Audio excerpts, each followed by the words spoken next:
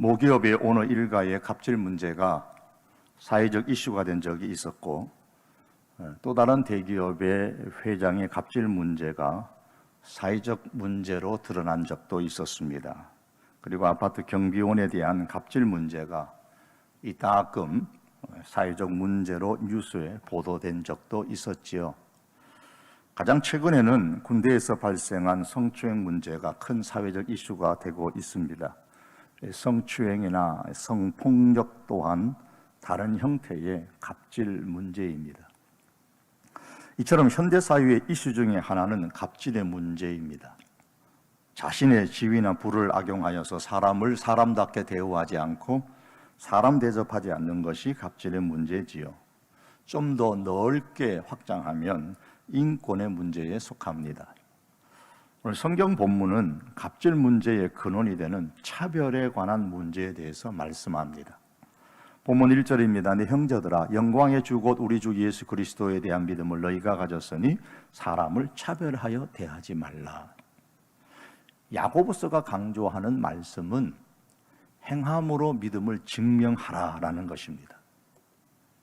그래서 행함이 없는 믿음은 그 자체가 죽은 것이다 라고까지 강조를 합니다. 그럼 어떻게 행해야 하느냐? 이 문제에서 오늘 본문 말씀에서는 사람을 차별하지 말라라고 했습니다. 차별의 문제는 곧 인권, 갑질, 공평의 문제입니다. 이것은 오늘날 우리 사회가 가장 관심을 두고 있는 이슈죠. 사람을 차별하지 마라, 공평하게 대해라, 공정하게 하라, 인권을 존중하라, 갑질하지 마라, 성폭력 추행하지 마라. 그런데 이러한 사회적 이슈의 문제들이 오늘 성경에서는 안타깝게도 교회 안에서 벌어지고 있다라고 지적을 합니다. 2절에서 4절의 말씀에 의하면 회당에 금가락지를 끼고 아름다운 옷을 입은 사람들이 들어오면, 소위 꽤나 사회적으로 괜찮은 사람들이 예배당에 들어오면 눈여겨보고 관심을 가지고 있다가 환영하고 좋은 자리를 내주면서, 예배당 안에 좋은 자리가 어떤 자리인지는 제가 모르겠습니다만 오늘 본문에서도 좋은 자리를 내주며 앉으라 이렇게 친절하게 대합니다.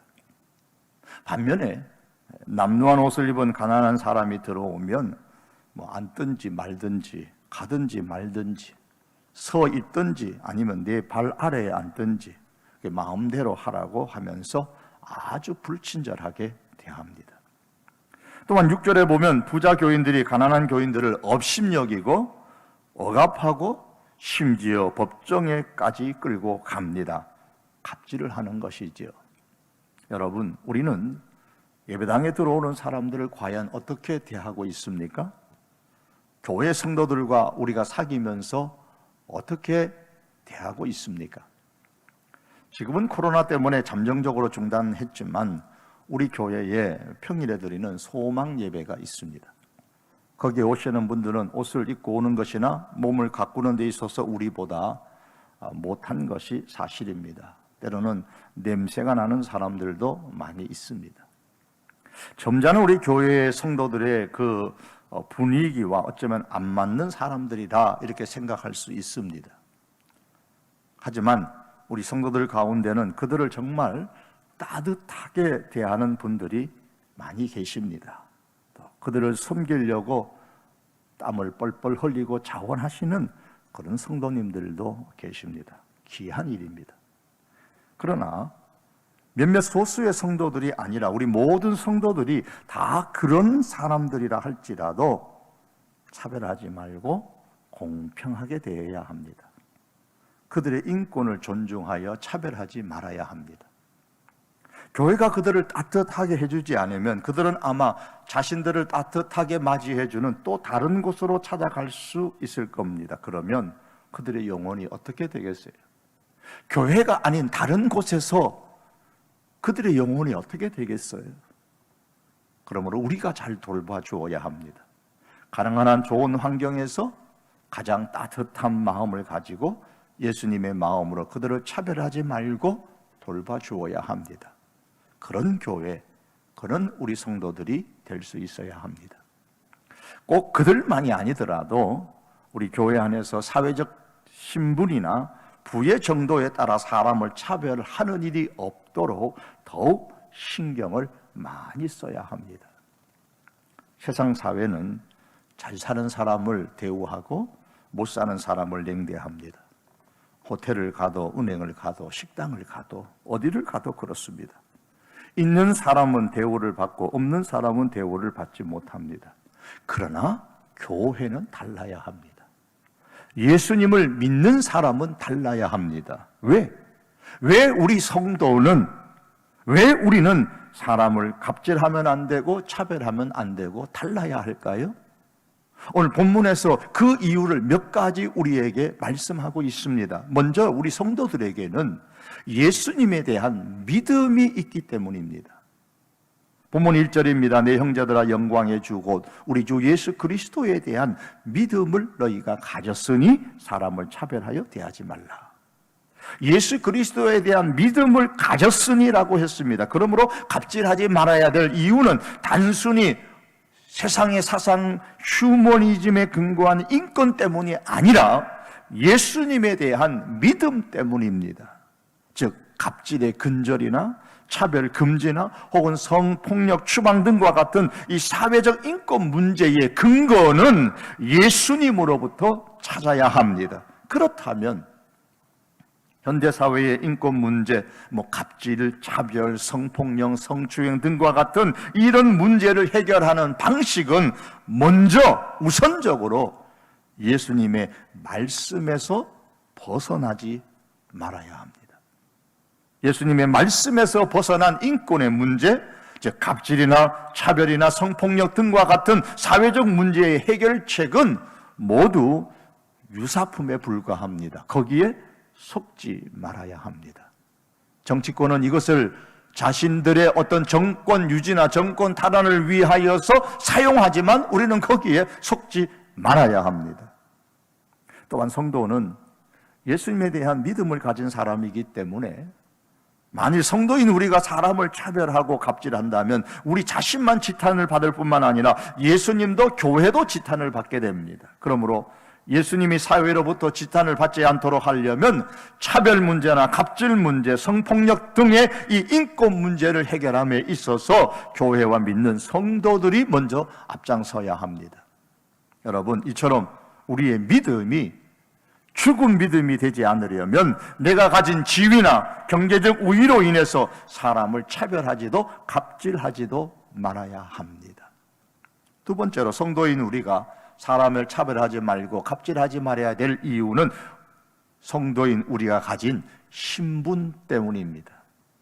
성도는 하나님의 선택을 받은 신분을 가진 사람입니다.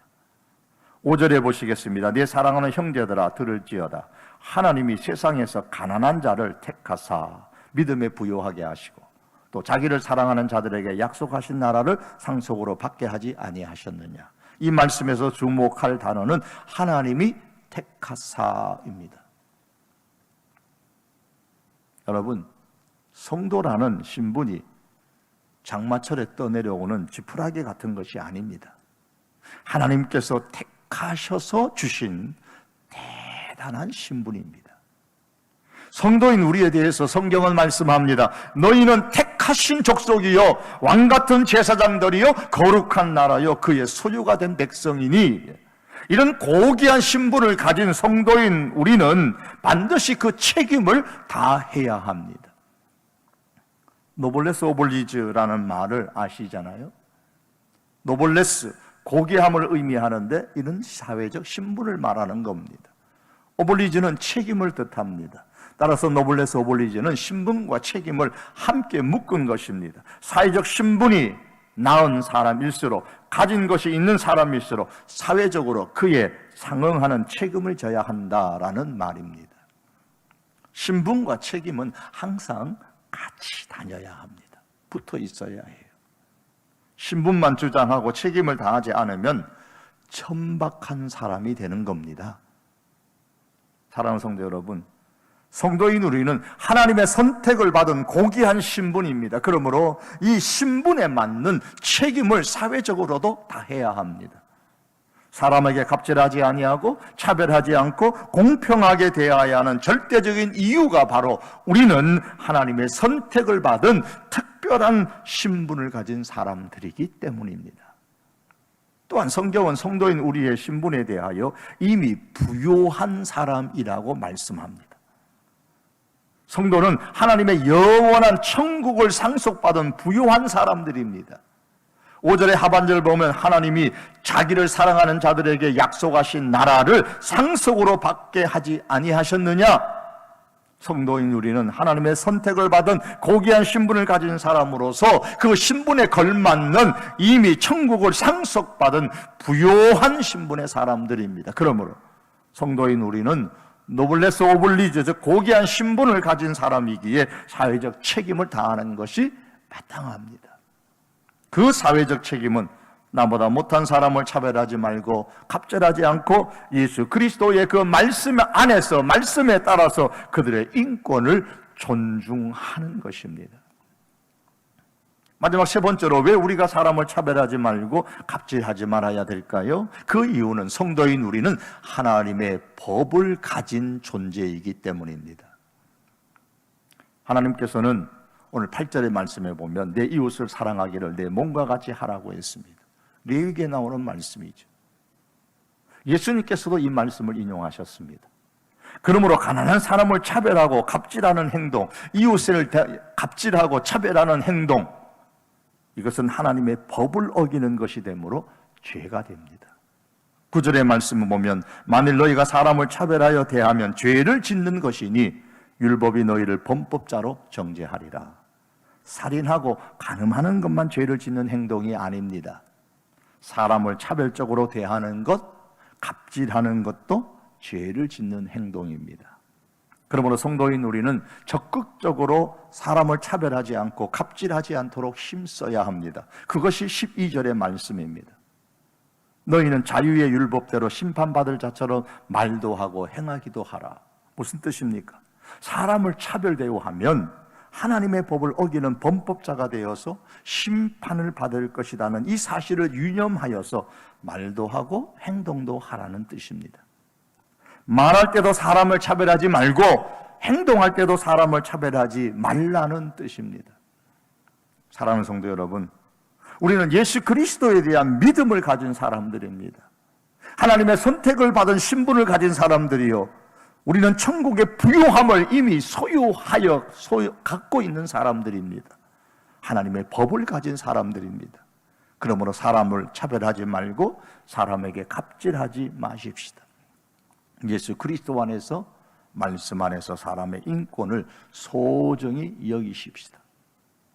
그럼 이 갑질의 문제, 차별의 문제, 혹은 성폭력의 문제 등과 같은 인권 문제를 근본적으로 해결하려면 성도인 우리는 어떻게 행동해야 될까요?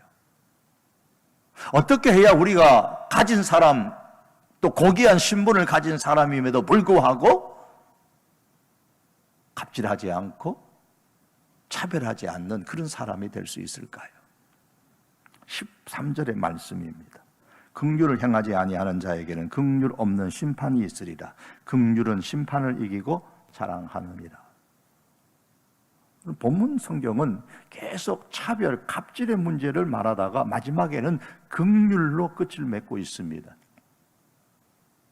왜 그럴까요? 그 이유는 결국 사람을 차별하는 것, 약자를 억압하는 이 갑질하는 것, 성폭력을 행하는 것, 이런 것 등은 모두 다 그 사람의 마음에 긍휼이 없기 때문에 나타나는 현상이기 때문입니다. 긍휼에는 힘이 있습니다. 갑질하지 않는 힘, 차별하지 않는 힘, 성폭력을 행하지 않는 힘, 그 힘이 긍휼에 들어 있습니다. 긍휼이 있으면 사람을 대하는 태도와 사람을 보는 마음이 달라집니다. 사람을 차별하는 것, 약한 자를 억압하는 이 갑질의 문제를 해결하는 근원적인 비결은 긍휼입니다. 긍휼의 사전적인 의미는 불쌍히 여겨 돌보아주는 행동을 의미합니다. 히브리 단어로서는 이 긍휼의 단어를 라함이라고 말하는데, 이 라함이라는 단어는 본래의 의미가 태아를 가진 어머니의 뱃속을 의미합니다. 라함은 생명과 직결되어 있죠. 어머니는 자기 그 뱃속에 있는 태아의 생명을 어떻게 해요? 끝까지 품어주고 지킵니다. 이렇게 하는 것이 성경이 말씀하는 긍휼입니다. 오랫동안 목회를 하는 가운데서 하나님과 저 사이에 가장 중심에 속한 목회 단어 가운데 하나가 긍휼입니다. 하나님, 긍휼히 여겨 주옵소서. 우리 오늘 암송한 말씀처럼 하나님이여 불쌍히 여기소서. 불쌍히 여겨 주옵소서. 저희 목회에 하나님의 긍휼이 필요합니다. 저를 불쌍히 여겨 이 목회를 돌보아 주옵소서 라는 기도를 자주 합니다. 하나님께서 불쌍히 여겨 돌보아 주시는 것 외에 목회의 비결이 없습니다. 제 힘으로 하는 것이 결코 아니기 때문입니다. 우리의 삶도 마찬가지입니다. 하나님께서 긍휼히 여겨 주셔야 가능합니다. 물개쇼장에서 조련사가 말했습니다. 관중 여러분 중에 물개를 웃겼다가 울릴 수 있는 분에게는 큰 상품을 드리겠습니다 라고 했어요. 이 말을 듣고 한 여성이 서슴지 않고 물개에게 다가가더니만 귀에다 대고 무언가를 말했습니다. 그러자 물개가 막 웃기 시작했습니다. 꺼이. 두 번째로 귓속말을 하니까 물개가 이번에는 입을 쫙 벌리고 반대소를 하는 것이었습니다. 관정들과 조련사가 궁금했죠. 무척 궁금해서 도대체 뭐라고 했을까? 여자에게 물었더니 그 여성이 이렇게 말했습니다. 처음에는 나 직장 있다 그랬죠. 요즘 같은 불경기에 여성이 직장 다닌다고 하니 자기도 덩달아 좋은가 봐요 그랬어요.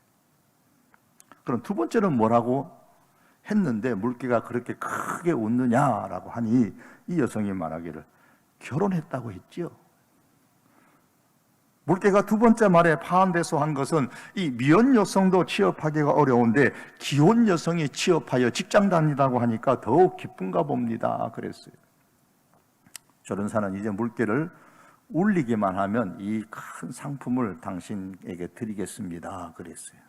그러자 이 여성이 물개에게 다가가더니만 세 번째로 귓속말을 했습니다. 그러자 물개가 끄 하면서 대성통곡을 하는 것이었습니다.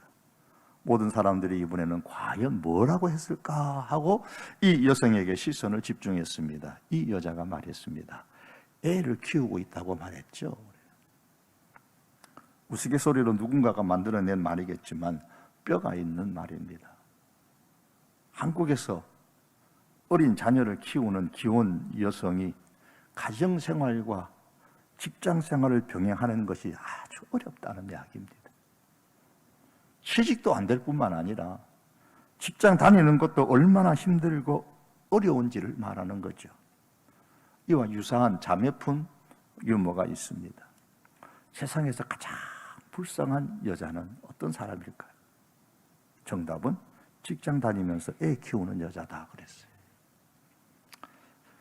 여성을 비하하는 말이 아니라 아이를 키우며 직장 생활하는 그 현실이 그만큼 어렵다라는 말입니다. 어린 자녀 키우면서 직장 다니는 여성들 더더욱 하나님의 긍휼이 있어야 합니다. 어찌 아이를 키우면서 직장을 다니는 여성뿐이겠어요?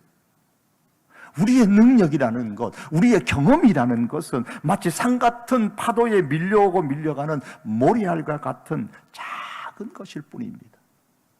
오직 하나님께서 우리를 불쌍히 여겨 돌보아 주실 때에만 우리는 제대로 살아갈 수가 있는 현실입니다. 어머니의 긍휼 없이 어찌 태중의 아기가 살 수가 있겠어요? 너 혼자 한번 커봐라. 어머니가 어린 태중에게 관심을 보이지 아니하고 그냥 두면 그 태중의 아기가 어떻게 생명을 존속시킬 수가 있겠어요? 살 수 없습니다. 이처럼 하나님의 긍휼이 없이 우리는 절대로 살 수 없습니다. 그러기에 시편의 기자는 기도하기를 여호와여 주의 긍휼을 내게서 거두지 마옵소서, 그렇게 간절히 기도했습니다. 이것이 우리의 기도의 제목이 되기를 바랍니다. 우리에게 하나님의 긍휼이 필요합니다. 그런데 여러분, 내게 하나님의 긍휼이 필요한 존재다, 내가 하나님의 긍휼이 필요한 존재다라는 사실을 절실히 깨달을 때에 우리는 비로소 사람을 보고 대하는 태도가 달라지게 됩니다. 대체로 보면 남보다 손 벌릴 일이 없는 사람, 남에게 손 벌릴 일이 없는 사람들, 허리 굽힐 일이 없는 사람이 타인을 긍휼히 여길 줄 모릅니다. 그러나 아닙니다. 사람은 다 하나님의 긍휼이 필요한 존재입니다. 하나님 앞에 허리를 굽혀야 되고 손을 벌려야 될 존재가 사람입니다. 자신이 하나님의 긍휼이 필요하다는 사람이라는 사실을 절실히 깨닫는 사람만이 차별의 문제나 갑질의 문제나 성폭력 문제 등과 같은 이 인권의 문제에 대해서 우리가 긍정적으로 대처할 수가 있습니다. 우리나라 사람들이 쓰는 욕 가운데, 죄송합니다, 욕을 하나 쓸게요. 싸가지 없다라는 말을 사용할 때가 있습니다. 들어보셨죠? 저 사람 참 싸가지 없네. 맞는 말인지는 모르지만 일설에 의하면 이 싸가지라는 말은 원래 사가지, 즉 네 가지라는 말을 앞에 사자를 좀 강조해서 싸다, 그래서 싸가지다라는 말로 썼다, 그렇게 어떤 사람이 이야기하는 것을 봤습니다. 그러니까 싸가지 없다라는 말은 네 가지가 없다라는 말입니다. 뭐가 없다는 것일까요? 네 가지가 없는데 그게 뭐냐? 사람의 기본 도덕, 인, 의, 예, 지, 이 네 가지가 없다는 거예요. 그러니까 싸가지가 없다는 말은 사람으로서의 기본이 안 되어 있다는 말이고, 기본이 안 된 인간이다라는 말이니까 그게 욕인 거죠. 2020년이 더 지난 그 옛날에 여러분이 잘 아시는 진시황, 그의 아버지 여불이라는 사람이 있었는데, 그 사람은 사람을 판단하는 방법에 대하여서 육합론이라는 말을 썼습니다. 육합론. 이 육합론은, 이 방법은 중국은 물론 우리나라에서까지도 오랫동안 사람을 평가하고 사람을 등용시키고 사람을 배치하는 데 있어서 중요한 기준이 되어 왔습니다. 사람을 평가하는 데 있어서는 그의 재능만 보아서는 안 된다는 것이죠. 그의 외모나 그의 재능, 현대식으로 말하면 그의 지식이나 그의 경험이나 그의 기술이나 그의 재력이나 이것 가지고 사람을 평가할 수 없다는 겁니다. 우리가 다 같이 겪는 대로 이보다 더 중요한 것은 사람됨입니다. 사람됨. 이 사람됨이 사람에게 기본입니다. 이것이 잘못되면 재능이라든지 지식이라든지 아무 소용이 없습니다. 우리 젊은 친구들이 결혼할 배우자를 택한다고 생각해 보십시오. 야, 직장도 좋아, 능력도 있어, 재주도 좋아, 사람 되면 싸가지가 없어? 별로 가까이 하고 싶지 않을 겁니다. 결혼의 대상자로 한번 깊이 고려해야 될 것입니다. 이 사람됨이라는 것은 지식과도 능력과도 관계가 없습니다. 그의 재능과도 관계가 없습니다. 그 사람 참 되지 못한 사람이야? 그게 욕이죠. 그런데 이 싸가지 없다는 것보다 더 심한 욕이 뭔 줄 아세요? 이 이야기는 우스갯소리로 들으셔야 돼요. 그 인간 참 무덤덤한 인간이야. 그 사람 참 무덤덤한 사람이야. 이게 욕이라는 겁니다. 왜냐하면 이런 거예요. 우리는 보통 무덤덤하다 그러면 모가 나지 않았다, 무덤덤한 사람이야, 모가 나지 않은 사람이야, 그래서 좀 좋게 평가하는 그런 말로 생각을 하죠. 무덤덤하다는 말은 무게가 있고 진중한 사람이다, 그렇게 우리는 보통 생각을 합니다. 그런데 어떤 사람이 해석을 이렇게 했어요. 무덤을 덤으로 얹고 사는 사람, 그게 무덤덤한 사람이라는 거예요. 무덤을 덤으로 얹고 사는 사람이 어떤 사람입니까? 무덤을 덤으로 얹고 사는 사람이니까 죽은 사람이죠. 죽은 사람은 자기 위에다가 무덤을 이렇게 얹고 있잖아요. 죽은 사람은 무덤을 얹고 사는 사람입니다. 그러니까 그 사람 참 무덤덤한 사람이다라는 말은 우스갯소리로 그 사람 죽은 사람이야 라는 뜻인 겁니다. 실제로 보면 무덤덤하다 그러면 반응이 별로 없어요. 사람이 있는 둥 없는 둥 그냥 투명인간처럼 여겨요. 죽은 사람 같아요. 살아있는 사람 보고 죽은 사람이라고 했으니 싸가지 없는 사람보다 더 심한 욕이라는 겁니다.